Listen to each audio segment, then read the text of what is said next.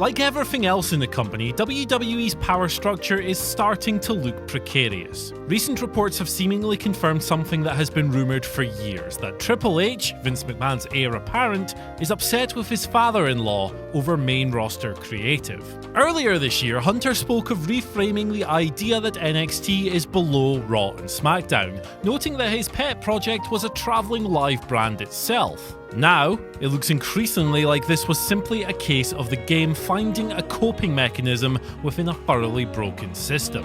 The stories suggesting that Vince and Triple H are supposedly at loggerheads also contained this choice quote: "Triple H is the most frustrated person in the back every single night." They come from an interview on Wade Keller's podcast, in which an alleged friend of 3 WWE writers dished the dirt, delivering this and several other revelations on the madness of King Vince. Before we start, we give a nod to WrestlingNews.co for their excellent transcription of this revealing interview. We're going to use those quotes as we break things down, so let's get to it. I'm Andy for WhatCulture Wrestling, and here are 20 insane new Vince McMahon revelations leaked by a secret WWE source. Number 20, direct quote: "No one should rip on WWE creative. They have some of the most brilliant, unbelievable, cool ideas that I've ever heard. But we're writing for an audience of one, and never forget that, because if you do, you're out of here." This is one that people have assumed for decades, and confirmed here is the idea that the WWE creative process requires countless folk to simultaneously try, and ultimately fail, to satisfy one crazy billionaire. The biggest shame is that it's still the case after years of watching the method failing the product. Number 19, the Wildcard Rule was not in the script on the morning of the show. Perhaps the biggest bomb from several atomic ones detonated during an explosively crap May 6 Monday Night Raw, Vince McMahon's Wildcard Rule was established in the first segment, then contradicted that same night. It'll likely help spell the beginning of the end of the brand split as well. Number 18, Vince wants suggestions from everyone, but they never get used on TV. 99 times out of 100 you can come up with an idea for Vince and it just won't be used. So I guess in a way this makes the WWE writers the real 1%ers, not Ethan Carter III. Number 17, the entire creative team has pitched to have Raw and SmackDown look completely different, with different production, a different way of shooting things, etc., and McMahon shoots it down. Seth Rollins was recently scripted to outline the differences between Raw and SmackDown when addressing AJ Styles ahead of their WWE title match at Money in the Bank. He noted the colour of the ropes and the Monday absence of Tom Phillips. Turns out he was clearly pulling double duty as a corporate sock puppet. Number 16, Vince McMahon doesn't keep track of what's going on with NXT. He maybe watches takeover shows. Unless, apparently, it's NXT UK TakeOver Blackpool, when Raji fans forced whoever runs Vince's Twitter account into pretending that he was glued to his best product's inferior little abroad equivalent. Number 15, all Vince McMahon does is watch WWE and work out. He's not aware of anything going on in the real world. An oldie but a goodie, and in fairness, the guy's barely got time to piss between meetings, flights, workouts, and his infamous 2-hour sleeps. Scott Hall stole Razor Ramon from Scarface and got a mega push from the big man. Wrestlers should be cribbing as much pop culture as they can for the good of their own cause. Number 14, Dana Brooke has been the hardest worker for the past 3 years. She goes to the performance center, she shows up early, and she helps set up the ring, and she gets in the ring so that she can get better. But creative will pitch something for her, and she gets nothing, up until recently with Money in the Bank. This is theoretically a welcome respite from Vince McMahon, until you consider just how little reward Brooke has ever received other than the noted Money in the Bank push.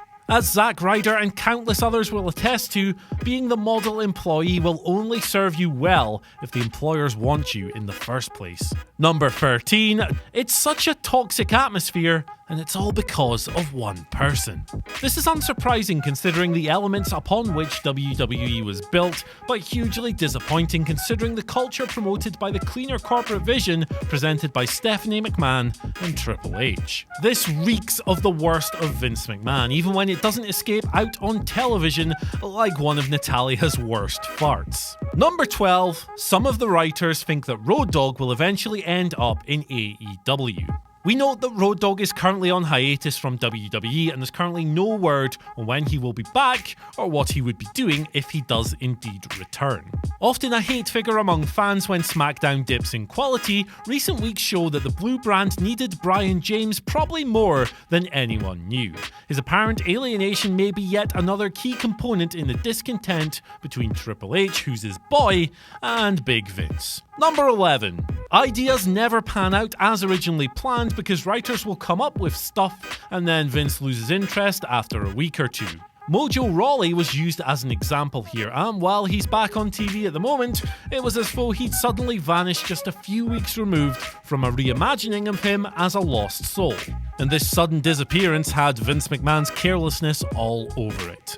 Number 10. The money is good and it's a dream job for many writers, but working for WWE gets frustrating. The talent is very unhappy and people are trying to get out of their contracts. So it's clearly not just wrestlers who are sold a dream in WWE, despite said fantasies looking increasingly like the proverbial bag of magic beans. Especially if the beanstalk won't even help them escape the callous corridors of Titan Towers. Number 9. The superstar shakeup changed week to week, and it didn't pan out how it was originally laid out months beforehand. Everything changed because Vince just decided to change it. Yet another damning take that speaks more to Vince McMahon's daftness than anything else. And again, it's at the expense of his creative output. Decoding mistakes like the Viking experience or the pre-WrestleMania NXT call-ups is truly pointless. It's easier to just accept that the entire wrestling world can change depending on Vince's mood that day, rather than trying to apply any kind of logic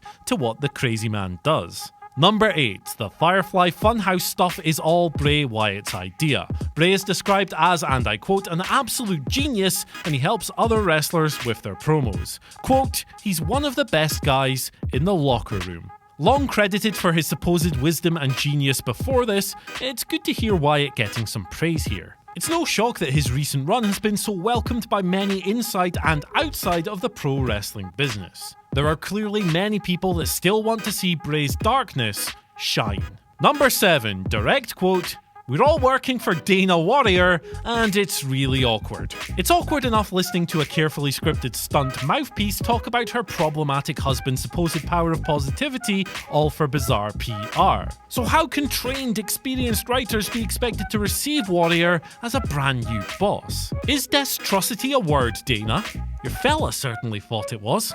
Number 6. Vince is in the announcer's ear, quote, to a sentence, and he gets on them for tiny mistakes. It's little wonder everyone is always so kind to Michael Cole once they've shared a booth with him. They've probably bailed out themselves because of the ludicrous circumstances that only he, and recently Corey Graves, can cope with. And yet, the announcing has never ever been worse. This is becoming a pattern. Number 5. On Sami Zayn, those aren't Sami Zayn's promos. That's Vince McMahon talking through Sami Zayn. The former underdog from the underground has been in sensational form since returning to WWE on the post-Mania Raw, but his intriguing digs at the audience have reeked of a company in full deflection mode, proof again that a truly great worker can make any material great. The heel character screams at the fans for complaining at what he's giving them every week.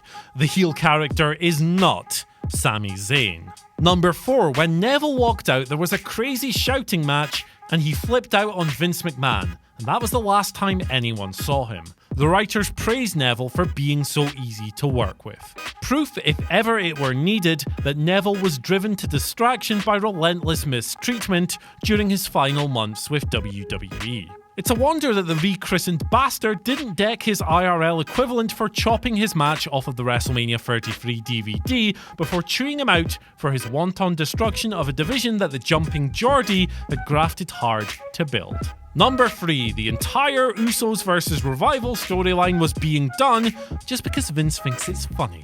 I'm brilliant and I'm a genius were almost too knowing. And Vince uttering these absurd assertions on the same show he'd unleash Usi Hot on the world was too good to be true. But it's no laughing matter either. Talent are dying thanks to the organization's desperate hunt for banter. Number 2, Andrade went into Vince's office and asked for a legitimate push. Vince looked at him and said, "Learn some English and get back to me, pal." But as we've seen recently, Andrade can speak English and he's been taking lessons. This is damning, even if it's a long-held stereotype against Old Man McMahon and his old man takes on non-American performers. Considering Andrade's raft of rich talents, this does little for the promoter's personal perception in 2019. And number 1, the writers say there is no chance of Vince McMahon stepping down. So there we have it, folks. If Vince is indeed the problem, then for now, the problem isn't going anywhere. Vince McMahon once famously decreed that life sucks and then you die. And it's this life or nothing for the chairman. So that's it, guys. 20 new examples, as if they were needed, that Vince McMahon is absolutely bloody insane. But what do you guys think of them? Let us know down in the comments section below. And once you've done that, don't forget to like, share and subscribe. And after that, follow us at WhatCulture WWE and me at Andy H. Murray over on Twitter. Tatty bye.